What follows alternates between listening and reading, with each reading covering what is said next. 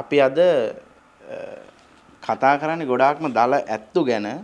ඉතින් අපිට තව ඔබතුමාගේ පරම්පරාවේ හිටපු දැවැන්ත හස්තිරාජයෙක් හම්බ වෙනවා දලකූරා. මම අර මුලිනුත් සඳහන් කරා වගේ දලත් එක්ක සතෙකුට හිමි වෙන්නේ සුවිශේෂී තැනක්. ඉතින් අපේ රටේ දල ඇත්තු අද වර්තමානයේ වෙනකොට බොහෝමයක් අඩුයි.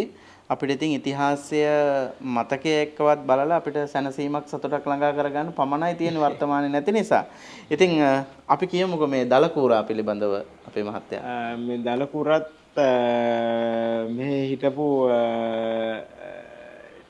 විශාලත්වයෙන් ලොකු ඇතෙක්. මෙයාගේ සුවිශේෂය තිබ්බේ මේ දල දෙක අග්ගියසේදී දෙක හරස් වෙනවා. මෙයා ඇත්තම කැලෙන් අල්ලපු කෙනෙක් මගේ අත්තා මුදලට ගත්ත සතෙක්. මේ ළඟ වරාවල කියලා තැනක මුස්ලිම් මහත්තයෙක් ළඟ තිබිලා තමයි අරගෙන තියෙන්නේ. මෙයත් ටිකක් අපි වැඩි ළඟට ගියේ නැහැ පොඩි කාලේත් අපිට ළඟට යන්න දුන්නේ නැහැ. ටිකක් දරුණු පහේ එක්තරා විදිහක මේ හස්තියෙක්. මම හිතන්නේ මිනිස්සු 4 දෙනෙක් ඝාතනය කළා තියෙනවා ඒ කාලේදී සර ඇතෙක්.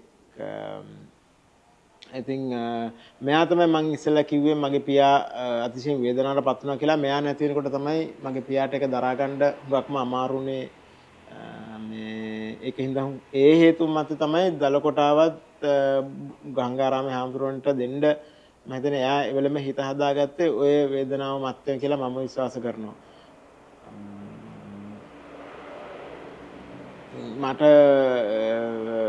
මට හොඳට මතක කාලේ අපිට ඇත්තු 3 දෙනෙක් හිටියා. ඒ ඇත්තු 3න්ගේ එක්කෙනෙක් තමයි මේ දලකූරා.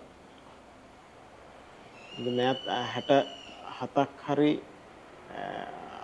අවුරුදු 70ක් වෙනකන් ජීවත් වුණේ නැහැ. 69ක් හරි 68ක් වගේ තමයි මෙයාගේ වයස කියලා මම විශ්වාස. එතකොට මේ දල් දෙකත් එක්ක මෙයාට තිබෙච්ච වටිනාකම කොහොමද? මෙයාගේ දල් දෙක අතිශයින් විශාල දල දෙකක්. මේකේ මට මතකයි එකපාරක් මේ හරස් වෙච්ච දල දෙකේ උඩයට මාරු වෙනවා. මොකක් හරි කොටයක් පටවන්න ගිහිල්ලා හරි මොකක් හරි දෙයක් හින්දා මේ දල දෙක පයින්නවා. පැනලා එක උඩේ තිබිච්ච එක අනිත් පැත්තට මාරු වෙනවා. ඉතින් අනික මේ හස්තියට හරි අපහසුතාවයක් තිබුණා මේ හොඬ වැලයි මේ දල දෙක අතරයි එයාගේ කාර්යයන් ඉටු කරන්න හෝ.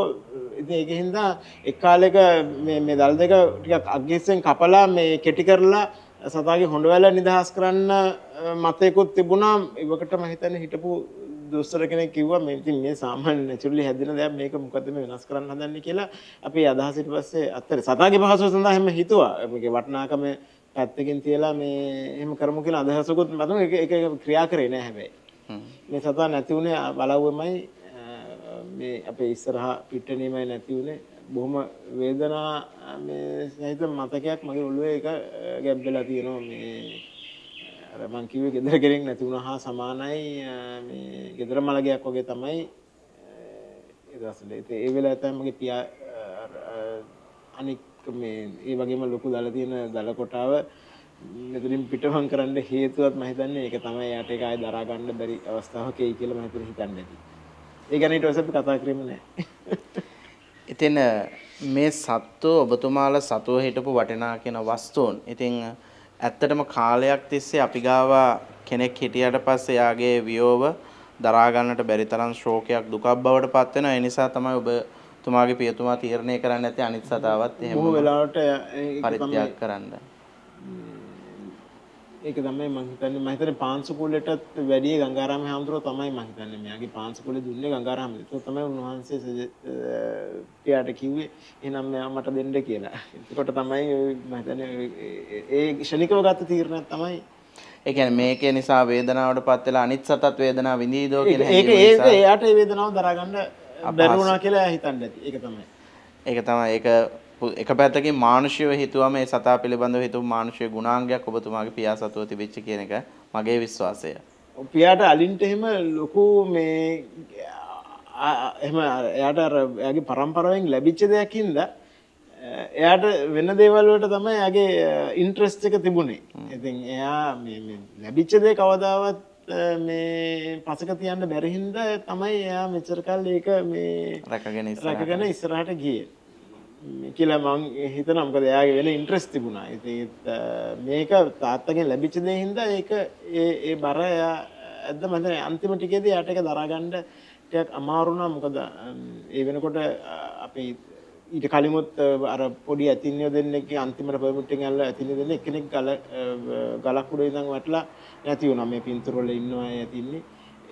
එතනින් පටන් ගත්ත පාර මේ මගේ අත්ත අල්ලපු සත්තුනේ ඉතින් ඒගොල්ලන්ගේ වයස් සීමාවන්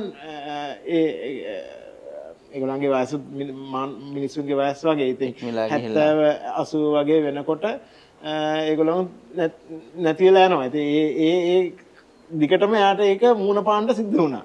ඒ හිටපු සත්තු එක්කෙනා මැරෙනකොට ඒ වේදනාව දීර්ඝ කාලයක් තිස්සේ ඒක එකතු වී ආවා. දැන් පොඩි සතෙක් අර වගේ ගලකින් වැටලා මැරුණාන් පස්සේ ඒකේ වරදක් තමන් බාර ගන්න ඕනේ. මොකද අද්ගුගුවා බීලා ඉඳලා කන්දක දක්කලා කන්දේ ගලක් බුරුල් වෙලා සතා වැටෙනවා. පැටිය හැබැයි. පැටිය කාලෙම තමයි නැති වෙන්නේ. ඉතින් ඒක තමන්ටත් ඒ වරදේ කොටසක් බාර ගන්න සිද්ධ වෙනවා. ඉතින් ඒකත් මම හිතන්නේ බාරගත්තා. ඉතින් ඒවා එකතු වෙලා හැදෙනකොට එයාට ඒක පන්නරේ තිබුණේ නැහැ. මම හිතන්නේ මේ සතු මැරෙනකොට ඒක දරා ගන්න. මොකද එයාගේ දෙයක් නෙමෙයි යාට ඔඩොක්කොට වැටිච්ච දෙයක්. හැබැයි දැන් මගේ අත්තා එහෙම නැහැ. ඒගොල්ලන්ට ඒක එච්චර ගාණක් නැහැ. ඒගොල්ලන් කැලේට යනවා, අල්ලනවා, ගියනවා. දැන් අපි දැන් බල්ලෝ හදනවා වගේ තමයි ඒක ඒ කාලේ. හැබැයි අපේ කාලේ වෙනකොට එහෙම නැහැනේ. ඉතින් මේක කොහොම රැක් ගන්න තමයි උත්සාහ කරේ. ඉතින් අර එහෙම පොඩි දෙයක් වුණ ගමන් ගොඩක් පසුතැවිලි වෙනවා ඊට පස්සේ. ඉතින් එහෙම තමයි අපේ ජීවිතයේ සමහර තැන් ගත්තම අපි ආදරය කරන ඒවා අපිට නැති වෙනකොට ඒක වේදනාවක්. ඒකත් ඔබතුමාගේ තාත්තට දැනෙන්නේ නැති කියලා මේ වෙලාවේ මට මම බාර ගන්නකොට අපිට හිටියේ ඇතින්නේ 3 දෙනා. ඒ 3 දෙනා අපෙන් වෙන් වෙනකොට මට ඒකත් දරා ගන්න බෑ.